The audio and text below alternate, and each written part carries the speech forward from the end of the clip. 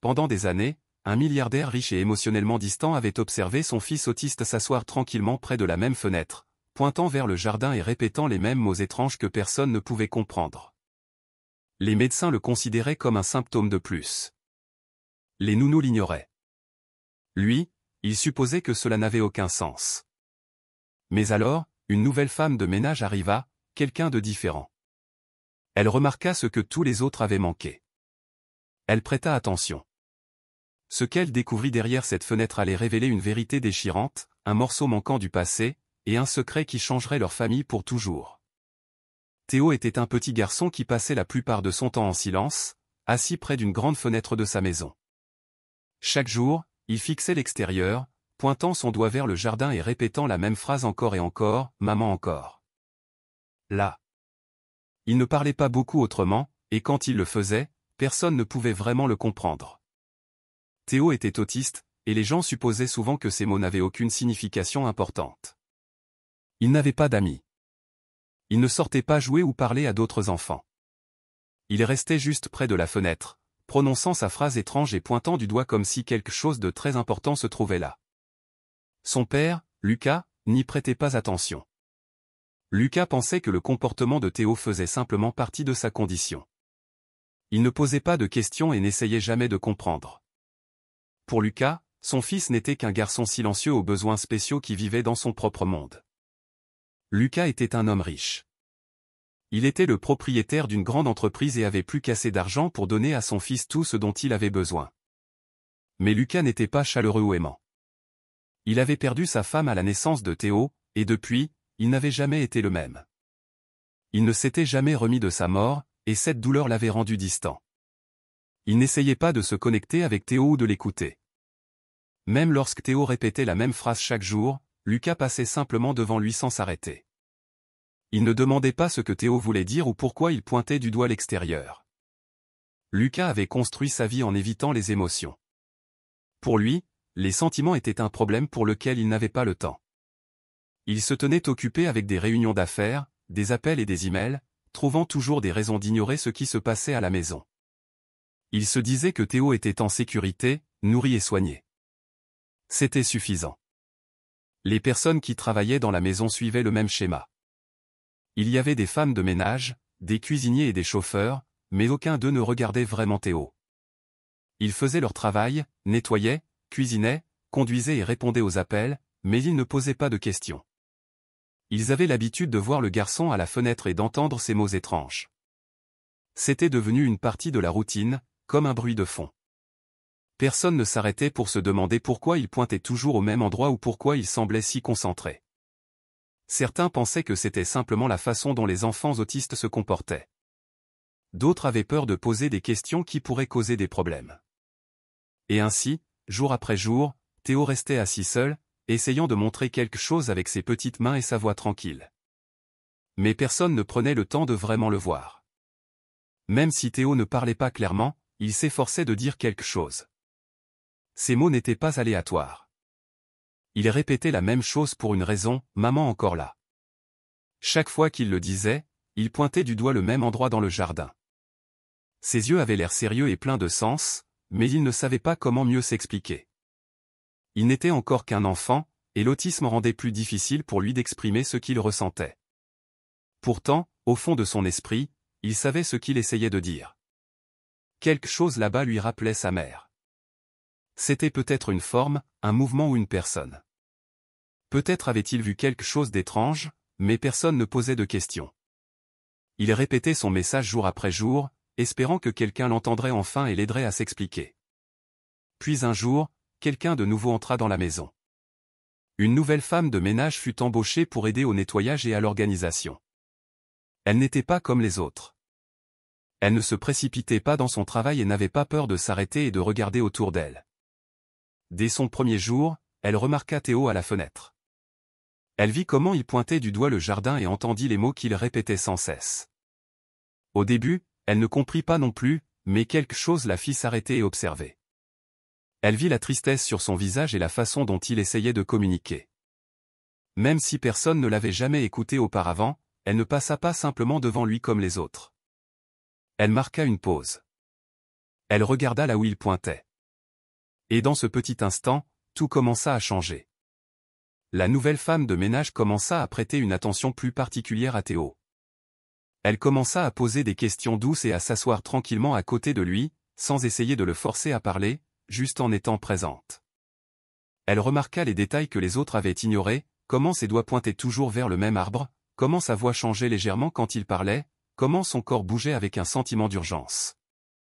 Pour la première fois depuis longtemps, quelqu'un le regardait non pas comme un problème, mais comme un enfant.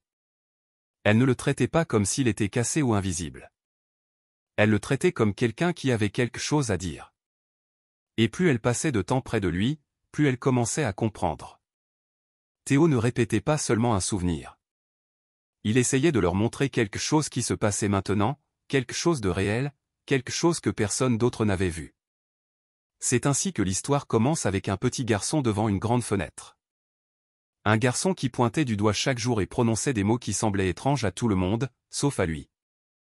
Un garçon qui avait vécu en silence, entouré de gens qui ne le regardaient jamais vraiment. Mais maintenant, quelqu'un l'avait remarqué. Quelqu'un avait écouté. Et pour la première fois, il y avait un mince espoir que les mots de Théo seraient entendus et que son message serait enfin compris. Le mystère du jardin, la signification de « maman encore là », et la vérité derrière ce que Théo voyait. Tout cela attendait encore d'être découvert. Mais quelque chose d'important s'était déjà produit. L'enfant invisible n'était plus invisible.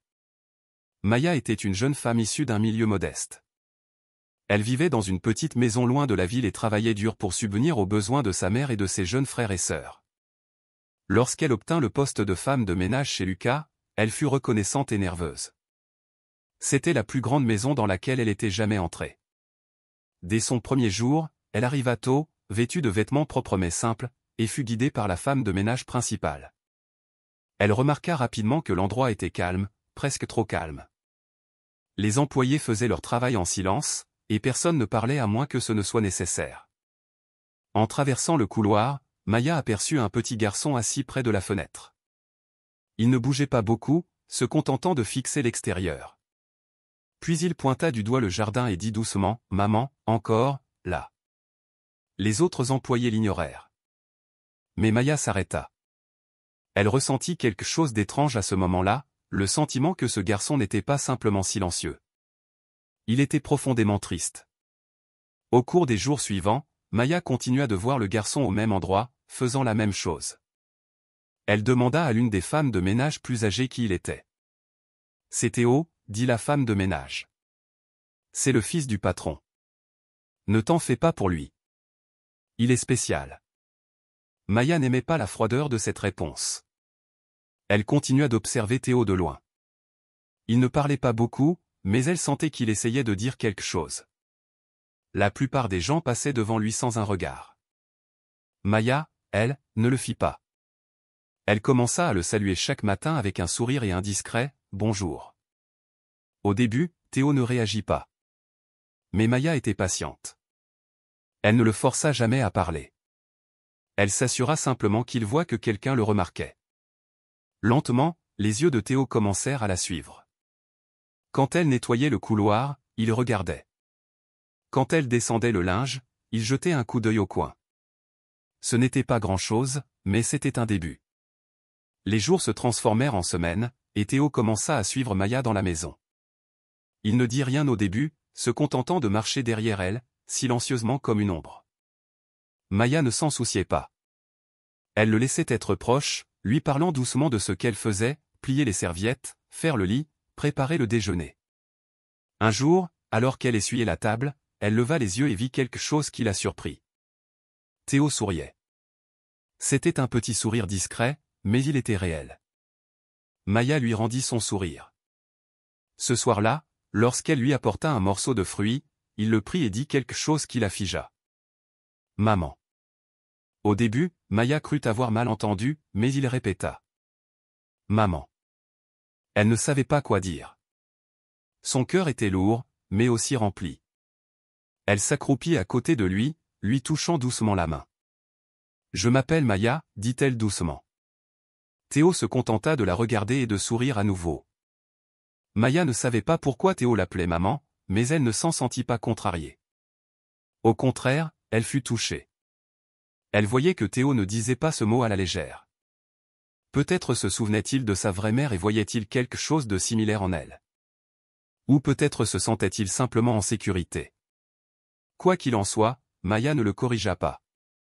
Elle le laissa l'appeler ainsi. Chaque fois qu'il disait « Maman », elle se contentait de sourire et de lui répondre avec gentillesse. Lucas, cependant, n'y prêta pas beaucoup d'attention. Lorsque Maya lui en parla un jour, il haussa simplement les épaules et dit « Il se mélange les pinceaux. C'est comme ça qu'il est. » Maya n'était pas d'accord, mais elle ne discuta pas. Elle commença à sentir qu'il se passait quelque chose de plus profond. Théo essayait de se connecter, et Maya était la seule qui semblait disposée à écouter. Il ne répétait pas des choses sans raison. Il y avait un sens derrière ses actions. Maya savait qu'elle devait prêter attention. Chaque fois que Théo pointait du doigt le jardin et disait « Maman, encore là », Maya devenait plus curieuse. Au début, elle pensa que ce n'était qu'un souvenir, quelque chose que le garçon ne pouvait pas laisser partir. Mais la façon dont il le répétait quotidiennement, toujours au même moment, avec le même doigt pointant exactement au même endroit, commença à ressembler davantage à un indice. Maya commença à l'observer attentivement. Elle remarqua que son corps se tendait avant qu'il ne prononce les mots, et ses yeux se fixaient sur quelque chose à l'extérieur. Mais chaque fois qu'elle regardait, il n'y avait rien là, juste une partie normale du jardin, un arbre, de l'herbe et des fleurs. Pourtant, l'habitude ne cessa pas. Théo continuait de le faire, et Maya ne pouvait plus l'ignorer. Elle sentait qu'il essayait de montrer quelque chose d'important, quelque chose qui était passé inaperçu depuis trop longtemps. Elle prit une décision silencieuse. Elle devait découvrir ce qui se trouvait là. Un après-midi, alors que la maison était calme et que les autres employés étaient occupés, Maya se tint à côté de Théo à la fenêtre. Il était déjà là, comme toujours, pointant du doigt et murmurant « Maman, encore, là ». Maya s'agenouilla à côté de lui et regarda dans la direction qu'il indiquait. Elle prit une profonde inspiration. « Allons voir, Théo », dit-elle doucement. Elle lui tendit la main. Théo hésita, puis la prit lentement. Ils marchèrent ensemble dans le couloir, passèrent la cuisine et sortirent par la porte arrière dans le jardin. Maya le suivit, observant où ses yeux se posaient. Ils passèrent les fleurs, passèrent l'arbre, jusqu'à ce qu'ils atteignent un coin du jardin qui semblait intouché. Maya regarda autour d'elle. Il y avait quelque chose de caché derrière un buisson, quelque chose de petit et d'étrange. Elle se retourna vers Théo. Son visage était sérieux maintenant. C'était l'endroit. Maya comprit enfin. Quoique Théo ait pointé du doigt, c'était réel. Il était tard dans l'après-midi. Le soleil brillait encore, mais la lumière était plus douce. Maya se tenait à côté de Théo à la grande fenêtre, comme elle l'avait fait de nombreuses fois auparavant. Il pointait à nouveau tranquillement, les mêmes mots sur ses lèvres, « Maman, encore, là ». Cette fois, Maya ne se contenta pas de regarder dehors. Elle se baissa doucement, prit la main de Théo et dit « Allons voir ce qu'il y a là-bas ». Théo la regarda. Il ne parla pas, mais hocha la tête lentement. Maya ouvrit la porte arrière et le conduisit dans le jardin. Ils marchèrent prudemment, pas à pas, le long du sentier. L'herbe était épaisse et un peu envahie. Personne ne semblait plus utiliser cette partie du jardin. Théo lui tenait fermement la main, ne regardant pas autour de lui, mais fixant devant lui. C'était comme s'il savait exactement où ils allaient. Maya le suivit, ne disant rien, restant simplement près de lui. Ils atteignirent un coin du jardin, caché derrière de hautes plantes et de vieux arbres. Les branches étaient sèches, et quelques feuilles leur éraflèrent les jambes en passant. On aurait dit que personne n'avait nettoyé ou touché cette partie de la cour depuis des années. Maya écarta quelques buissons épais, et c'est alors qu'ils le virent. Une vieille balançoire suspendue à un cadre en bois tordu. La balançoire était couverte de rouille, et l'une des cordes était légèrement effilochée, mais elle tenait toujours. Théo n'attendit pas. Il se dirigea directement vers elle, s'assit et commença à se balancer lentement. Ses jambes faisaient des allers-retours, et ses yeux se fermèrent.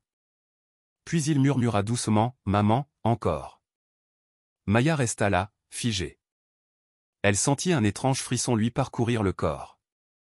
Cet endroit, cette balançoire. Ce n'était pas juste un vieux jouet. C'était important pour Théo. C'était ce qu'il avait pointé du doigt depuis le début. Alors que Maya regardait, elle réalisa ce que cet endroit signifiait. Ce n'était pas juste un coin de jardin. C'était un souvenir. Un morceau du passé de Théo était encore vivant ici. Il ne pointait pas la balançoire parce que c'était amusant. Il pointait parce que cela lui rappelait quelque chose ou quelqu'un. Maya s'assit lentement sur le sol près de la balançoire, ne parlant pas, laissant simplement Théo ressentir ce qu'il avait besoin de ressentir. Il continuait de se balancer, les yeux fermés, murmurant toujours les mêmes mots de temps en temps. Maya commença à comprendre que Théo ne répétait pas des phrases vides. Il essayait de revenir à une époque où il se sentait aimé et en sécurité. Cette balançoire était son chemin de retour vers sa mère. Peut-être s'asseyait-il là avec elle. Peut-être qu'elle le poussait sur la balançoire.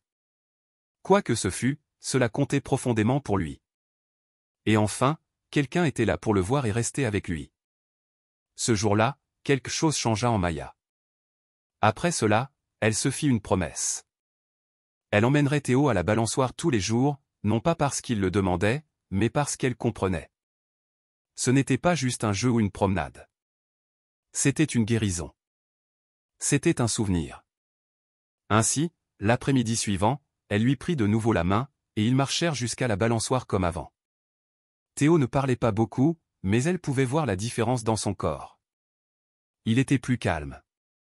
Ses épaules n'étaient plus si tendues. Il souriait plus maintenant, même si ce n'était qu'un peu.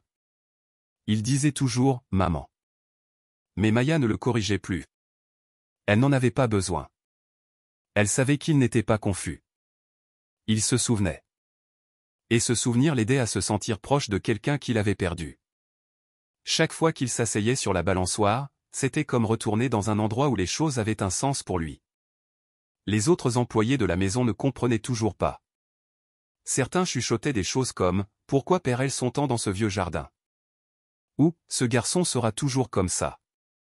Mais Maya s'en moquait. Elle ne s'expliquait pas. Elle n'essayait pas de changer leur avis. Son attention était sur Théo. Plus elle passait de temps avec lui, plus il s'ouvrait à sa manière. Il commença à fredonner de petites mélodies. Il commença à lui tenir la main sans peur. Une fois, il pointa même une fleur et dit « Jolie », ce qui fit sourire Maya toute la journée. Le jardin devint leur endroit tranquille, un espace où personne d'autre ne venait et personne d'autre ne jugeait, juste Maya et Théo. Un jour, elle apporta une petite couverture et s'assit avec lui pendant une heure pendant qu'il se balançait d'avant en arrière. Ce n'était pas bruyant ou excitant, mais ça semblait réel. Ça semblait paisible. Ça semblait important. Jour après jour, il continuait d'y retourner. Que ce soit ensoleillé ou nuageux, Maya et Théo faisaient ce petit voyage au fond du jardin. La balançoire restait la même, vieille, un peu cassée, mais toujours solide. Théo s'y asseyait, se balançait lentement et fermait les yeux. Il ne demandait jamais rien d'autre. Cet endroit, ce moment, lui donnait quelque chose que personne d'autre ne pouvait, une connexion. Maya ne manqua jamais un jour. Elle commença à maintenir la zone propre, taillant quelques plantes, enlevant les feuilles sèches, non pas pour la changer, mais pour la protéger. Elle respectait ce que cela signifiait pour Théo. Elle savait maintenant que le garçon à la fenêtre n'avait jamais été perdu dans l'absurdité. Il avait toujours essayé de leur montrer cela, un endroit rempli de silence, mais plein de sens. Un endroit où il s'était senti aimé. Un endroit où il pouvait encore murmurer « Maman » à nouveau, et se sentir proche d'elle. C'était un autre après-midi calme lorsque Maya emmena Théo au jardin. Comme toujours, ils marchèrent main dans la main jusqu'à la vieille balançoire au fond de la cour. Théo était calme, et il semblait heureux. Il ne parlait pas beaucoup, mais Maya avait appris à lire ses expressions. Alors qu'ils arrivaient à la balançoire, Théo lâcha sa main et se dirigea vers son endroit habituel. Maya étendit une petite couverture sur le sol et s'assit. Tout semblait normal jusqu'à ce que quelque chose attire son attention. Sur un grand rocher à quelques mètres de là se tenait une petite fille. Elle était très mince et ses vêtements étaient sales et déchirés. Ses cheveux étaient en bataille et son visage avait des traces de terre, mais ses yeux étaient vifs, concentrés, les observant sans peur. Elle ne dit pas un mot. Maya se leva rapidement, incertaine de ce qu'il fallait faire. La fille ne bougea pas. Elle continuait de regarder silencieusement. Maya resta immobile un instant, essayant de décider si elle devait l'appeler ou reculer. Théo, cependant, la surprit. Au lieu d'être nerveux ou timide, il se tourna et regarda la fille. Un sourire apparut lentement sur son visage. Sans rien dire, il marcha vers elle. Le cœur de Maya commença à battre plus vite. Théo ne réagissait jamais de cette manière aux étrangers. Il se cachait généralement derrière elle ou détournait le regard, mais maintenant il semblait complètement à l'aise, même heureux. La fille descendit du rocher et marcha vers Théo. Les deux enfants se tinrent face à face, puis, comme s'ils se connaissaient depuis toujours, ils marchèrent tous les deux vers la balançoire et commencèrent à jouer. D'abord, Théo s'assit pendant que la fille le poussait. Puis, ils échangèrent leurs places. Ils ne parlaient pas, mais leur langage corporel était plein d'énergie et de joie. Maya n'arrivait pas à croire ce qu'elle voyait. La connexion entre eux était immédiate, profonde et complètement naturelle. Tandis que Maya les regardait jouer, quelque chose commença à la déranger. Ce n'était pas seulement leur lien rapide qui semblait inhabituel. C'était leur apparence. La fille avait la même couleur de cheveux que Théo. Ses yeux avaient la même forme et la même nuance de brun. Même ses expressions faciales et ses petits gestes, comme la façon dont elle inclinait la tête ou bougeait les mains, lui semblaient étrangement familiers. Maya se pencha, les étudiant tous les deux attentivement.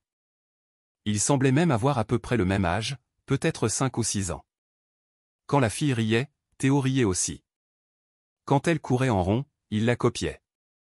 Maya en eut la chair de poule. C'était presque comme regarder des jumeaux, mais ce n'était pas possible. Théo n'avait pas de frères et sœurs, ou du moins c'est ce que tout le monde croyait. Maya n'avait jamais entendu parler d'autres enfants dans la famille de Lucas.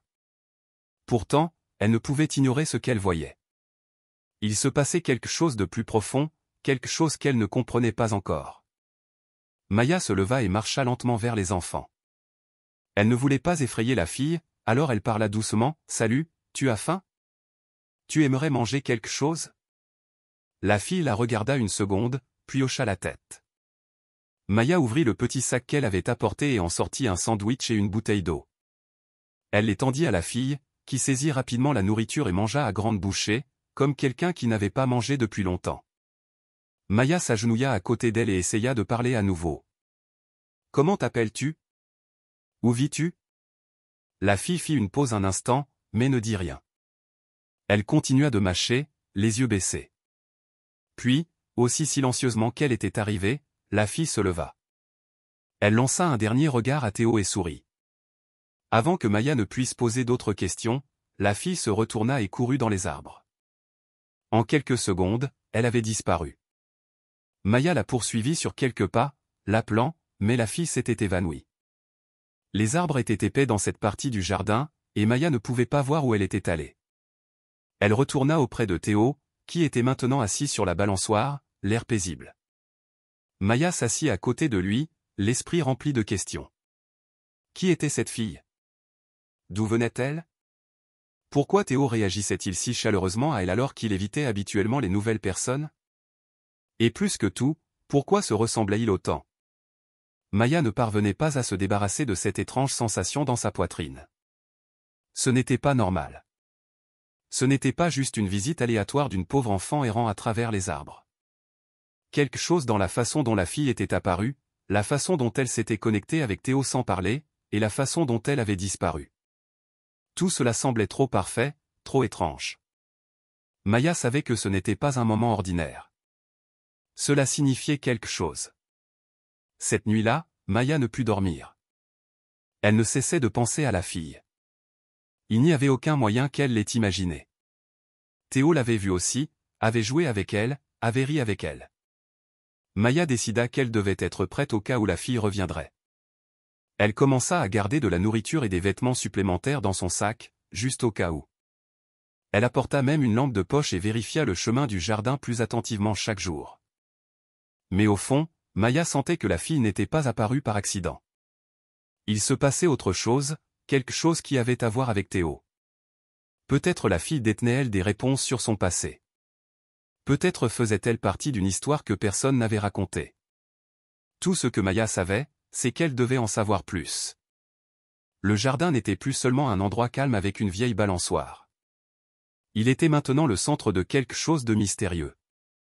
Et tout avait commencé avec une petite fille debout sur un rocher.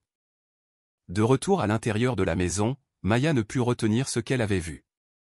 Elle s'assit dans la cuisine, pensant toujours à la petite fille apparue dans le jardin. Après quelques minutes, elle se leva et se dirigea directement vers le bureau de Lucas. Il travaillait, comme toujours, derrière son grand bureau, fixant un écran rempli de chiffres et de documents. Maya frappa légèrement. « Je dois vous parler, dit-elle. » Lucas ne leva pas les yeux. « À propos de quoi ?» répondit-il, tapant toujours sur son clavier. « À propos de Théo et de quelque chose qui s'est passé aujourd'hui. » Lucas soupira, mais finit par lui accorder son attention. Maya expliqua tout, comment la fille était apparue dans le jardin, à quel point elle avait l'air sale et mince, comment elle ne parlait pas, et comment elle avait disparu. Lucas ne montra aucune réaction jusqu'à ce qu'elle décrive le visage de la fille. « Elle ressemble exactement à Théo, dit Maya. Les mêmes yeux, les mêmes cheveux, même la façon dont elle bouge. » C'est alors que Lucas s'arrêta complètement. Pendant un instant, Lucas ne parla pas. Il regarda au-delà de Maya comme s'il n'était plus vraiment dans la pièce. Quelque chose dans ces mots l'avait durement frappé. Il se leva et marcha lentement vers la fenêtre. « C'est impossible, murmura-t-il. Maya attendit tranquillement. Lucas ne montrait généralement pas d'émotion, mais maintenant son visage était pâle et étrange. « Il y a eu un problème à la naissance de Théo, dit-il lentement. Ma femme est morte pendant l'accouchement. On m'a dit qu'il y avait eu des complications. Je n'ai même pas pu lui tenir la main. » Il marqua une pause, se souvenant de quelque chose auquel il n'avait pas pensé depuis des années. Les médecins ont dit qu'il y avait eu confusion. Pendant quelques minutes, personne n'était sûr de ce qui se passait. Puis ils m'ont dit qu'elle était partie et qu'un seul bébé avait survécu. Lucas se retourna et regarda Maya. Mais je me souviens avoir pensé, juste une seconde, que quelque chose ne semblait pas juste. J'ai toujours eu un doute. Elle n'avait jamais entendu Lucas parler ainsi. Il était d'habitude froid, concentré uniquement sur le travail et la routine. Mais maintenant, quelque chose de profond s'était ouvert en lui. « Vous n'avez jamais vérifié ?» demanda Maya. « Jamais demandé de preuves. » Lucas secoua la tête. « J'ai fait confiance à l'hôpital. Et j'étais trop brisé. Je venais de perdre la femme que j'aimais. J'avais un nouveau-né à charge. Je n'ai rien remis en question. » Mais maintenant il s'arrêta de nouveau, pensant. Maya pouvait voir qu'il essayait de rester calme, mais ses mains tremblaient. « Maintenant, vous me dites qu'il y a une fille qui ressemble exactement à Théo qui apparaît de nulle part, ne parle pas et disparaît à nouveau ?» Lucas passa la main dans ses cheveux. « Je ne sais pas ce qui se passe, mais j'ai besoin de réponses. Je ne peux pas ignorer cela. » Il retourna à son bureau, ouvrit un tiroir et en sortit un vieux dossier. Le dossier était poussiéreux et usé, rempli de vieux papiers, de dossiers hospitaliers, de rapports de naissance et de certificats de décès. Lucas ne l'avait pas ouvert depuis des années.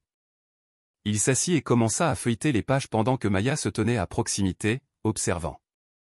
Ses yeux parcoururent rapidement les mots. Les documents confirmaient ce qu'il savait déjà, une naissance vivante, femme décédée. Mais quelque chose dans la façon dont les documents étaient rédigés lui semblait étrange maintenant. Il y avait des tâches, des corrections, même 2 signatures de médecins différentes sur un formulaire. Lucas fronça les sourcils. Pourquoi y a-t-il 2 médecins ici? Pourquoi y a-t-il eu des retards dans la déclaration? Il leva les yeux vers Maya. Je dois retourner à cet hôpital. Maya hocha la tête.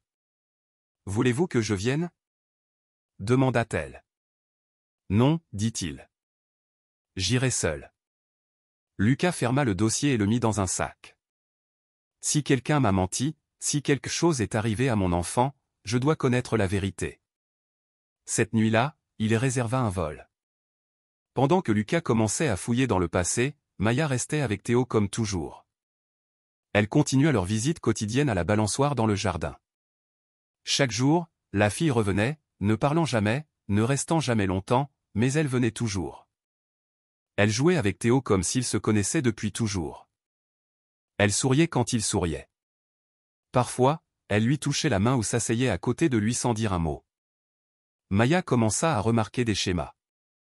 La fille ne venait que tard l'après-midi. Elle n'acceptait jamais plus de nourriture, et elle ne répondait jamais aux questions, mais sa présence était constante.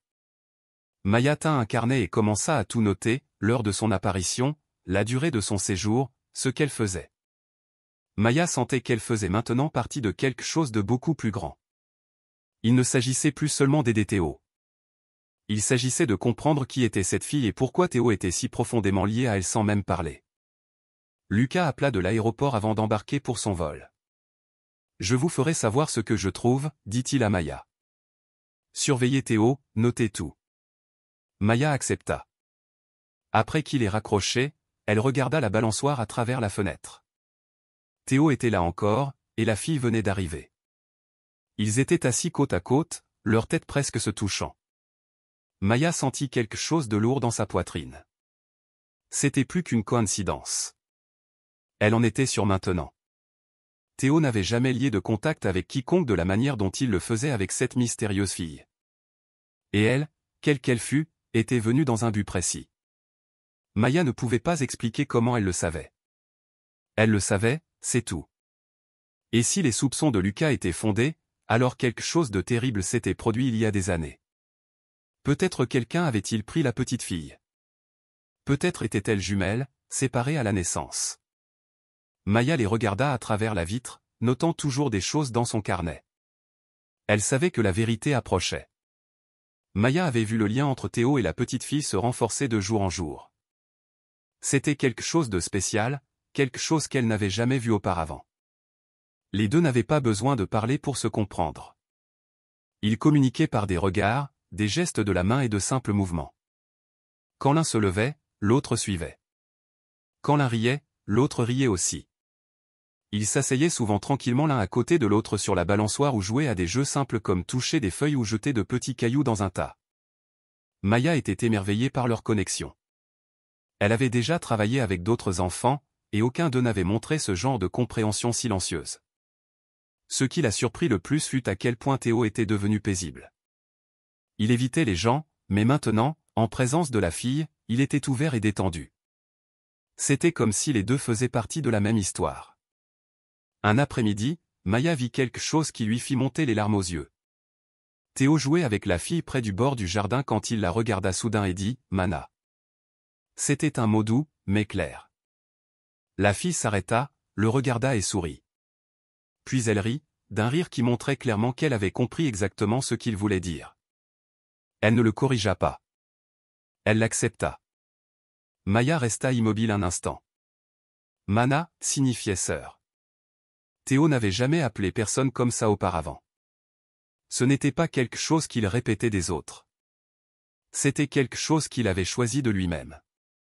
À partir de ce moment-là, il continua de l'appeler ainsi, Mana, viens. Mana, balançoire. La fille répondait toujours par un sourire ou en lui tenant la main. Le cœur de Maya se serrait chaque fois qu'elle l'entendait. Elle commença à se demander si ce n'était pas juste un joli surnom, mais quelque chose de plus réel, quelque chose de plus profond que ce que quiconque avait imaginé. Maya voulait aider davantage la fille. Elle essaya de la faire entrer dans la maison à plusieurs reprises, lui offrant de la nourriture, un bain, voire un endroit pour dormir. Mais à chaque fois, la fille s'arrêtait à la porte et secouait la tête. Elle ne franchissait pas le seuil. Maya demanda doucement, « As-tu peur ?» La fille ne répondit pas, mais son langage corporel montrait clairement qu'elle ne faisait pas confiance aux adultes. Elle restait seulement près de Théo et de Maya. Elle dormait dehors près des arbres ou derrière le mur du jardin. Maya laissait souvent de la nourriture et des couvertures près des marches arrière, et chaque matin les objets avaient disparu, montrant que la fille les avait acceptés, mais elle ne rentrait jamais. Cependant, elle permettait à Maya de lui brosser les cheveux et de lui laver les mains. Maya se sentit honorée par cette confiance.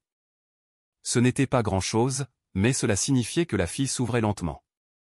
Maya resta patiente, ne la poussant jamais, lui offrant seulement de la gentillesse. Un jour, Maya eut une idée. Elle ne voulait pas effrayer la fille, mais elle devait montrer à quelqu'un ce qu'elle voyait chaque jour. Alors, elle attendit que la fille était au joug et prit discrètement quelques photos avec son téléphone. Les images étaient claires. Deux enfants qui riaient, couraient et s'asseyaient ensemble sur la balançoire. Quand elle regarda les photos, elle fut de nouveau choquée. La similitude entre eux était indéniable. Côte à côte, c'était comme regarder une version garçon et fille du même enfant. Leurs yeux, leurs visages, même leur sourire. C'était trop pour être ignoré. Ce soir-là, quand Lucas rentra, Maya attendit que Théo soit endormi. Puis elle lui montra les photos. Il les regarda longuement. Au début, il ne dit rien. Puis il s'assit lentement, prit une profonde inspiration et murmura « C'est comme regarder Théo en fille ». C'était le dernier coup de pouce dont il avait besoin. Il avait eu des doutes auparavant, mais maintenant il ne pouvait plus nier que quelque chose d'étrange et potentiellement très grave s'était produit dans le passé. Il agit. Le lendemain matin, il passa plusieurs appels téléphoniques. Il engagea un détective privé, quelqu'un ayant de l'expérience dans les dossiers hospitaliers et les affaires familiales. Lucas demanda tout, les dossiers de l'hôpital où Théo était né, les listes de personnel, les certificats de naissance et tout rapport d'enfants disparus ou non identifiés de la même époque. Il voulait de vraies réponses, pas seulement des suppositions. Maya l'aida en notant tout ce qu'elle avait remarqué sur la fille, ses habitudes, son comportement, son apparence et la façon dont elle interagissait avec Théo. Tandis que l'enquêteur commençait à chercher la vérité, Maya continua de s'occuper des enfants. Chaque après-midi, elle apportait de la nourriture, de l'eau et des vêtements supplémentaires. Le jardin devint un lieu non seulement de jeu, mais d'attente, pour que quelque chose de plus grand soit révélé. Au fil des jours, quelque chose d'inattendu se produisit dans la maison. Lucas commença à changer. Pour la première fois depuis des années, il ne passait plus chaque heure enfermé dans son bureau ou à examiner des rapports d'affaires. Au lieu de cela, il passait plus de temps à observer les enfants. Un après-midi, il se tenait à la fenêtre et vit Théo et la fille courir pieds nus sur l'herbe. Il riait, tombait et se relevait. Lucas sourit, un vrai sourire. Maya le vit de la cuisine et sentit une profonde chaleur dans sa poitrine. Petit à petit, Lucas commença à parler davantage à Théo. Il posa des questions, tenta de jouer à des jeux simples. Même maladroitement, il essayait clairement. Théo répondit de petites manières, un regard, un hochement de tête, un mot doux. Maya resta proche de tout cela. Elle ne prit pas le contrôle. Elle resta simplement présente, guidant doucement, aidant les choses à avancer sans forcer. Elle était devenue leur connexion. Maya continua de prendre soin de la fille chaque jour. Elle s'assurait qu'elle mangeait, restait propre et se sentait en sécurité. Bien que la fille ne veuille toujours pas dormir à l'intérieur de la maison, elle commença à rester plus longtemps le soir. Elle s'asseyait sur les marches du porche ou s'allongeait sur une couverture sous les étoiles tandis que Théo lui tenait la main. Maya ne la força jamais. Elle s'assura simplement que la fille se sente la bienvenue. Lucas avait commencé à l'appeler « petite » et lui demanda même une fois si elle voulait du jus. La fille ne répondit pas, mais elle ne s'enfuit pas non plus. L'atmosphère dans la maison était différente maintenant, plus légère, moins froide. Ce n'était plus un lieu de silence et d'horaire. Cela commençait à ressembler à une vraie maison, même si lentement. Tout le monde attendait toujours les résultats du test. Mais quelque chose en chacun d'eux était déjà en train de changer. La possibilité de la vérité les rapprochait déjà. Finalement, après si longs jours, les résultats arrivèrent. L'enveloppe arriva le matin. Lucas la prit lui-même du livreur, ferma la porte d'entrée et se dirigea vers le salon. Maya était déjà là avec les enfants, les aidant à colorier sur le sol. Lucas resta immobile, tenant fermement l'enveloppe. Il l'ouvrit lentement. Ses yeux parcoururent le papier. Il ne parla pas. Maya se leva et s'approcha. Lucas. Il se tourna vers elle, le visage pâle. « Elle est à moi, dit-il. Elle est la jumelle de Théo. » La pièce devint silencieuse. Lucas tomba sur le canapé, fixant toujours la page. La petite fille leva les yeux du sol, ne comprenant pas entièrement. Théo rampa vers elle et la serra fort dans ses bras. « Mana, dit-il de nouveau. » Maya s'assit à côté d'eux, les yeux pleins. La vérité était enfin venue. La fille qui était apparue de nulle part n'était pas une étrangère. Elle était une partie manquante de leur famille. Une pièce de leur histoire enfin retrouvée. Lucas était assis dans son bureau, tenant les résultats ADN entre ses mains pour la 10e fois ce matin. La vérité était claire maintenant. La fille était sa fille. Il n'y avait plus de doute.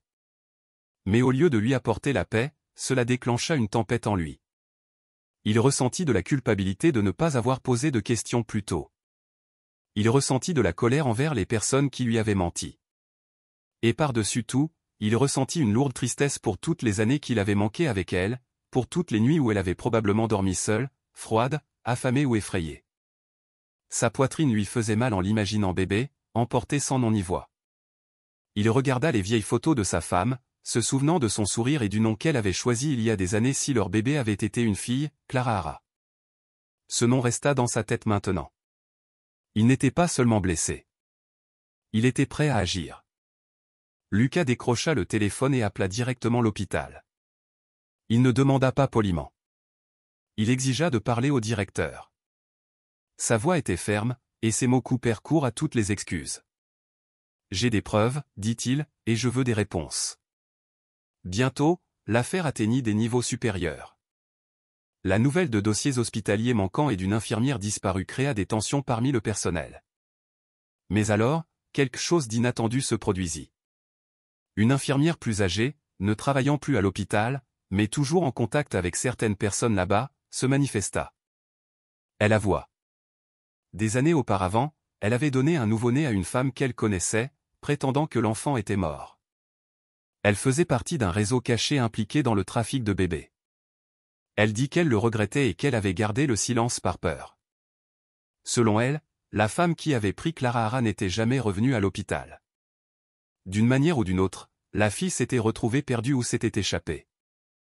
Lucas ne pouvait pas croire ce qu'il entendait. L'histoire se répandit rapidement, et l'hôpital fut confronté à un scandale. Des enquêtes commencèrent. Des reporters campèrent devant le bâtiment. Lucas resta à l'écart des médias. Il ne s'intéressait pas aux gros titres. Il voulait la justice. Plus que cela, il voulait que sa fille soit en sécurité et ne se sente plus jamais abandonnée. Avec l'aide de son avocat, il entama le processus légal pour la réadopter. Bien qu'elle soit déjà sa fille biologique, ses papiers n'existaient pas. Elle était, aux yeux du gouvernement, une enfant sans identité. Lucas refusa d'attendre. Il agit rapidement, signant chaque document et assistant à chaque rendez-vous. Au moment de choisir un nom, il n'hésita pas. Il l'appela Clara Hara, comme l'avait souhaité sa femme. Quand il le dit à Maya et aux enfants, Maya hocha la tête, les larmes aux yeux. Théo applaudit et serra Clara Hara dans ses bras. Clara Hara ne parla pas, mais elle sourit. Un sourire entier, confiant. Ce nom devint entièrement le sien. Une fois Clara Hara officiellement enregistrée, quelque chose changea dans la maison. Il ne s'agissait plus seulement de papier. Il s'agissait de connexion. Clara Hara et Théo, désormais reconnus comme jumeaux, commencèrent à agir de manière encore plus unie. Ils mangeaient ensemble, jouaient ensemble, et s'endormaient même en se tenant la main sur le canapé. Théo, qui restait silencieux la majeure partie de la journée, commença à prononcer plus de mots. Il n'avait plus peur. Clara Hara, qui avait vécu la majeure partie de sa courte vie à se cacher et à survivre, avait maintenant sa propre chambre, des vêtements propres et un endroit sur où dormir chaque nuit. Lucas les observait attentivement. Il commença à apprécier de petites choses comme préparer des collations, raconter des histoires au coucher ou aider Théo à dessiner. Il commença même à rire. Vraiment rire. La maison ressemblait autrefois à un musée, froide, propre et silencieuse. Mais maintenant, elle était redevenue vivante. Des jouets étaient partout. Des rires résonnaient dans les couloirs, et le silence n'était plus lourd. Il était rempli de joie. Maya resta au centre de tout cela, mais jamais sous les feux de la rampe. Elle ne demanda ni crédit ni éloge. Elle cuisinait toujours, nettoyait et aidait avec les enfants comme avant, mais tout le monde la voyait différemment maintenant. Clara Hara s'asseyait à côté d'elle chaque fois qu'elle le pouvait. Théo cherchait toujours sa main en premier quand quelque chose le contrariait. Lucas, autrefois froid et distant, la regardait maintenant avec plus qu'appréciation. Il l'admirait. Elle avait apporté le changement dans la maison sans rien forcer. Elle avait prêté attention quand personne d'autre ne l'avait fait. Elle avait écouté, pris soin et agi. Lucas se retrouvait à la regarder pendant le dîner, se demandant à quoi ressemblait sa vie avant tout cela. Il commença à poser des questions, non pas sur les tâches ménagères, mais sur ses pensées et ses rêves. Maya répondait simplement, sans jamais attendre plus. Mais il était clair pour eux deux que quelque chose grandissait entre eux, quelque chose d'honnête et de nouveau. Lucas écoutait ses histoires sur son passé, et Maya écoutait quand il avait besoin de parler de sa femme. Il n'y avait pas de pression, pas de gêne. C'était naturel. Il commença à remarquer de petites choses, comment elle souriait quand Clara Hara dansait, comment elle réagissait rapidement quand Théo avait besoin de réconfort, comment elle se souvenait de chaque petit détail qui comptait. Maya voyait aussi ses efforts.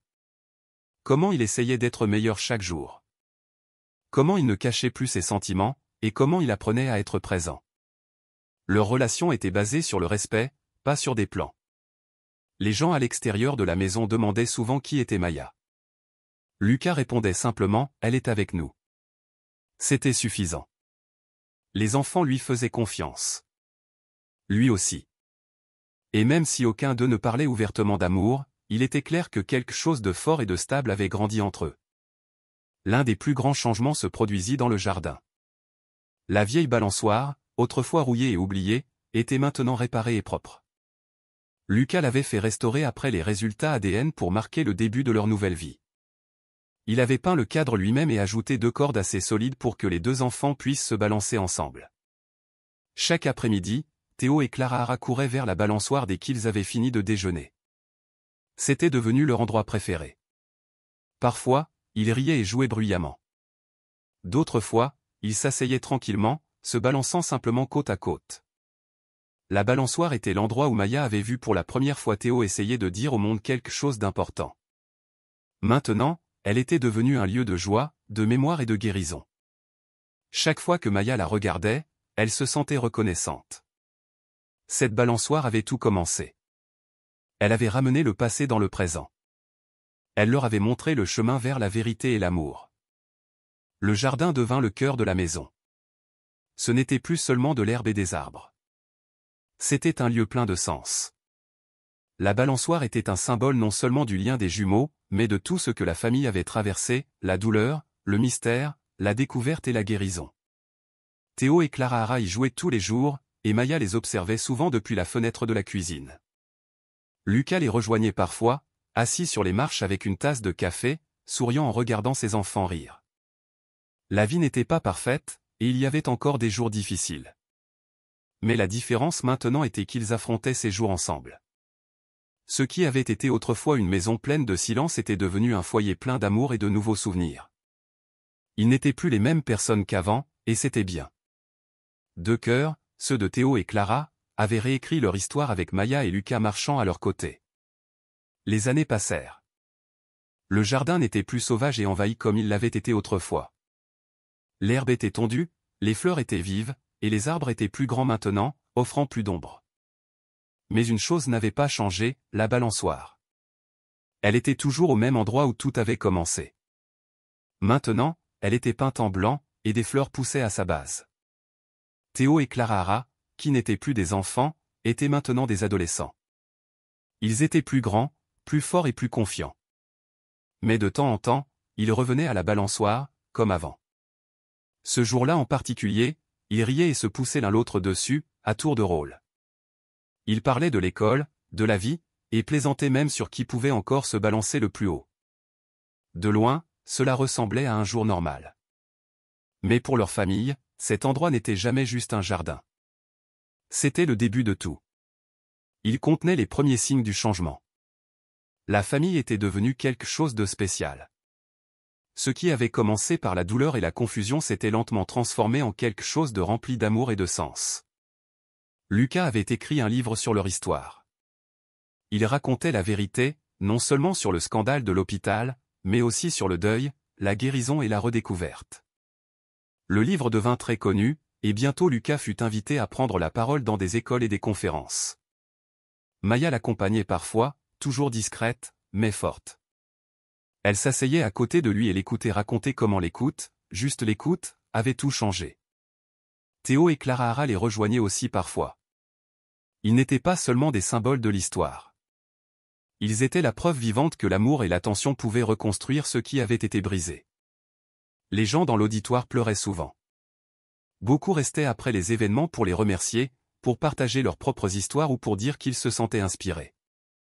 L'histoire qui n'appartenait autrefois qu'à eux appartenait maintenant à beaucoup d'autres aussi. Théo, maintenant adolescent, était devenu quelqu'un que personne n'attendait. Il n'était pas seulement plus bavard. Il était confiant. Il parlait clairement en public, surtout quand il s'agissait de raconter sa propre histoire. Il se tenait devant des classes et racontait aux autres enfants les jours où il ne pouvait pas beaucoup parler, comment il s'asseyait à la fenêtre et pointait du doigt. Il expliquait ce que ça faisait d'être invisible, comment ça faisait mal quand les gens l'ignoraient. Mais ensuite, il souriait et leur racontait ce qui avait changé. Quelqu'un avait écouté. C'était Maya, dit-il un jour dans un auditorium scolaire. Elle n'est pas passée devant moi comme tout le monde. Elle s'est arrêtée. Elle a regardé. Elle m'a demandé pourquoi je pointais du doigt. Et cela a tout changé. Les enfants écoutaient attentivement, et les enseignants s'essuyaient les yeux. La voix de Théo était calme, pas dramatique. Il n'essayait pas de faire pleurer les gens. Il disait simplement la vérité, et d'une certaine manière, c'était plus puissant que tout. Clara Hara trouva aussi sa voix. Elle n'aimait pas parler sur scène comme Théo, mais elle devint active en aidant d'autres enfants, surtout ceux qui avaient vécu dans la rue comme elle autrefois. Elle travaillait avec la fondation que Lucas avait créée et passait du temps avec des enfants effrayés, silencieux ou confus. Elle savait ce que ça faisait. Elle n'oubliait pas. Maya lui enseigna comment prendre soin avec douceur, comment être patiente et comment protéger quelqu'un sans l'étouffer. Clara Hara utilisait ces leçons chaque jour. Elle retournait souvent à la balançoire dans le jardin seule ou avec un enfant dont elle s'occupait, s'asseyant tranquillement, comme elle l'avait fait autrefois. C'était sa façon de se souvenir d'où elle venait. Clara Hara n'avait pas besoin de célébrité ou d'attention.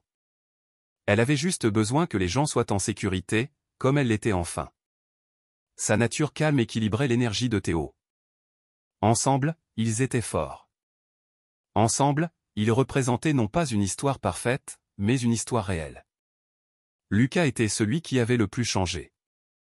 Il n'était plus l'homme figé dans le chagrin. Il continuait de regretter sa femme, mais la douleur s'était adoucie. À sa place, il y avait quelque chose de nouveau, la gratitude.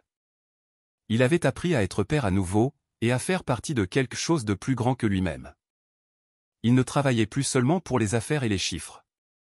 Sa fondation avait grandi et aidé des centaines d'enfants. Mais plus que cela, il était devenu quelqu'un sur qui les autres pouvaient compter. Sa relation avec Maya s'était également approfondie.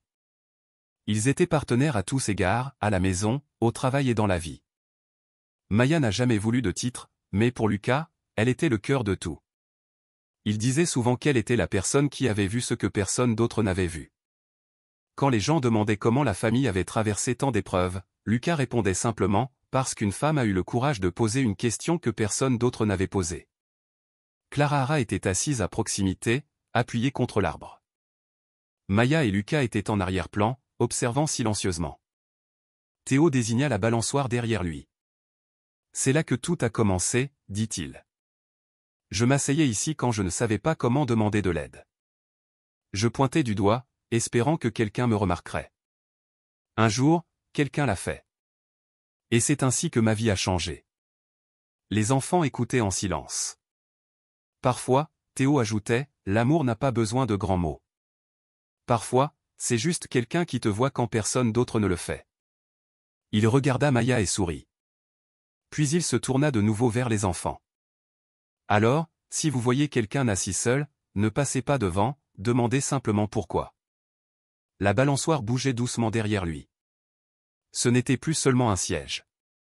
C'était un rappel, un symbole de la façon dont l'amour les avait tous discrètement sauvés.